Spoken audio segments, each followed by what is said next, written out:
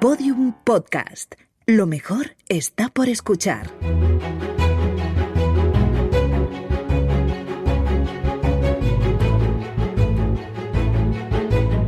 Historia de España para selectividad. Un podcast de Juan Jesús Pleguezuelos.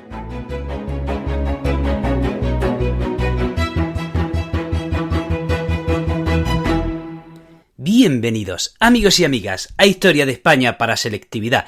Mi nombre es Juan Jesús Pleguezuelos, soy profesor de Historia de Instituto y estoy realizando esta serie de audios para estudiantes de segundo de bachillerato. A ver si les ayudo un poquito a que este curso les sea algo más llevadero. De paso, también me gustaría hacerles disfrutar de esta hermosísima epopeya que es nuestra historia. Antes de empezar con el programa, recordarte que este episodio lo puedes escuchar desde la aplicación de Podium Podcast, en la que vas a tener acceso a un montón de podcasts de muchísima calidad. También decirte que ya puedes adquirir el libro de los apuntes que acompaña a este podcast, Historia de España para selectividad, los apuntes que acompañan el podcast, así se llama el libro, ya puedes adquirirlo y el enlace lo tienes en mis redes sociales, por ejemplo en mi Instagram, el profesor inquieto, ahí puedes encontrar el enlace para comprar este libro. Bueno, empecemos con el programa. Vamos a hablar de los decretos de nueva planta. Querido estudiante de segundo de bachillerato, yo sé que lo sabes, pero vamos a recordar algunos datillos importantillos de la Guerra de Sucesión Española. Vamos a ver, año 1700. Carlos, el desdichado rey Carlos II, muere sin descendencia. Imagínense, el mayor imperio territorial del mundo, hasta el momento lo era, el rey resulta que ha muerto sin descendencia. Entonces, ¿qué hace Carlos II? Nombra heredero al nieto de Luis XIV, Felipe d'Anjou, al nieto de Luis XIV, rey de Francia, Felipe d'Anjou, que sería coronado en España bajo el título de Felipe V. Pero ahí va el emperador del Sacro Imperio Romano Germánico y dice: ¡Nein! No, la corona española va a ser para mi hijo, el archiduque Carlos. Entre medias, Inglaterra se opone a que la misma dinastía reine en Francia y en España, a que los Borbones reinen en Francia y en España, a que en Francia gobierne un rey y en España gobierne su nieto. Entonces, ¿qué sucede? Que en el año 1701, en La Haya, hay una alianza entre holandeses, austriacos e ingleses para apoyar al archiduque Carlos, que se va a enfrentar a Francia y España, que siguen defendiendo el título del rey Felipe V. Entre medias, en el año 1705, a través por el Pacto de Génova, en Barcelona se nombra rey de España al archiduque Carlos, y a partir de ahí la corona de Aragón apoyará al archiduque Carlos. Finalmente, ya saben que la guerra termina en 1714, la última en resistir sería Barcelona. Y bueno, ahora que hemos recordado los datos más principales, los datos más esenciales de la Guerra de Sucesión Española, vamos a centrarnos ya en los decretos de nueva planta. Vamos a ver, a través de los decretos de nueva planta se impone en España un modelo de gobierno llamado centralismo absolutista. Yo creo que el nombre ya indica lo que significa centralismo absolutista.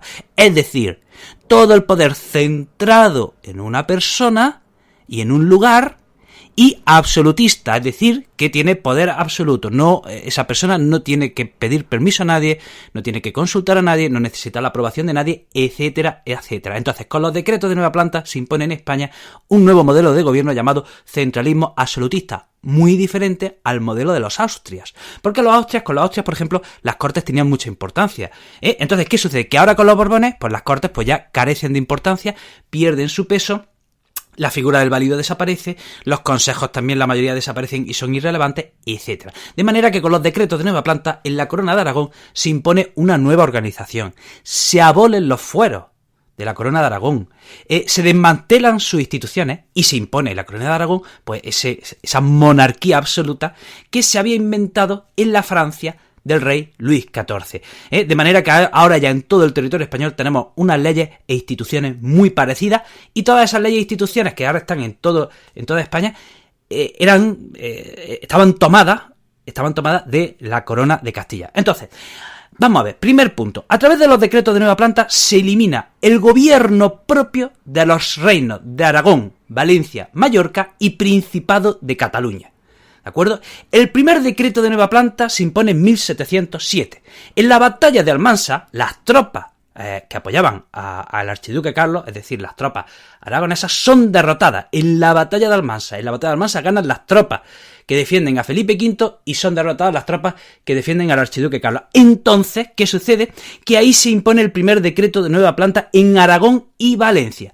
Repito, 1707, tras la batalla de Almansa, en que las tropas del archiduque Carlos son derrotadas, se impone el primer decreto de nueva planta en Aragón y Valencia, y ahí se abolen los fueros de Aragón y Valencia, y se impone unas leyes y unas instituciones parecidas a las de Castilla. 1715, se impone el segundo decreto de nueva planta, donde en el Reino de Mallorca, aunque en este caso en el Reino de Mallorca sí se mantienen algunas instituciones. 1716, se impone el tercer decreto de nueva planta, donde en el Principado de Cataluña. Recordemos que Cataluña, como hemos dicho antes, es la última en resistir, ¿de acuerdo? Barcelona es tomada el 11 de septiembre de 1714, ¿de acuerdo? Y con ese tercer decreto de nueva planta también se abolen las instituciones del Principado de Cataluña. Y ahora una pregunta interesante, que muchas veces nos olvidamos, pero que esto hay que recordarlo, es interesante. ¿Qué territorios sí mantienen sus fueros e instituciones? ¿Qué territorios de España sí mantienen sus fueros e instituciones? Porque fíjense, Felipe V ha abolido todos los fueros e instituciones de los territorios de la Corona de Aragón, pero aún así en España sigue habiendo dos pueblos que siguen manteniendo sus fueros e instituciones. Estamos hablando de los vascos y de los navarros. ¿Y por qué? ¿Por qué la Corona de Aragón ve eliminadas sus instituciones y fueros, y en cambio los fueros y los vascos y los navarros sí mantienen sus fueros? Pues porque los vascos y los navarros, desde el primer momento, sí apoyan a Felipe V. Entonces, Felipe V, en agradecimiento, ¿de acuerdo?, les permite seguir manteniendo esa autonomía. Entonces, a partir de ahora ya tenemos una organización parecida en prácticamente todo el territorio español. Vamos a ver, en las zonas sometidas de la Corona de Aragón se impone el modelo castellano y también de una influencia francesa. Entonces, en los territorios de la Corona de Aragón desaparece la figura del virrey y se impone la figura del capitán general, que tenía funciones militares y de gobierno. También se imponen las audiencias. Las audiencias llevaban los asuntos judiciales y asesoraban a los capitanes generales.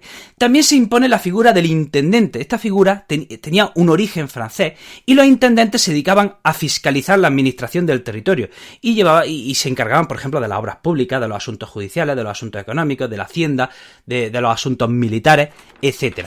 También se impone en toda España una contribución única y una cantidad fija para cada territorio. En Aragón se llamaba única, en Valencia se llamaba equivalente, en Mallorca se llamaba talla, en Cataluña se llamaba catastro, etcétera, etcétera. Bueno, hasta aquí el programa de hoy. Espero que te haya resultado interesante y espero que te haya ayudado a aclarar, ¿de acuerdo?, los puntos esenciales del examen. Te recuerdo que este episodio lo puedes escuchar desde la aplicación de Podium Podcast. También decirte que estoy hiperactivo en redes sociales, en Facebook Juan Jesús Pleguezuelos, en Twitter el Profe Inquieto, en Instagram, YouTube y TikTok soy el Profesor Inquieto. Y en todas esas redes sociales tienen el enlace al libro Historia de España para Selectividad, que son los apuntes que acompañan a este podcast por si necesitas los apuntes para estudiar. Querido amigo, querida amiga, te mando un abrazo enorme, te deseo lo mejor y nos vemos en el próximo programa. Todos los episodios y contenidos adicionales en podiumpodcast.com. También puedes escucharnos en nuestros canales de Spotify, iTunes, iVoox y Google Podcast, y en nuestras aplicaciones disponibles para iOS y Android.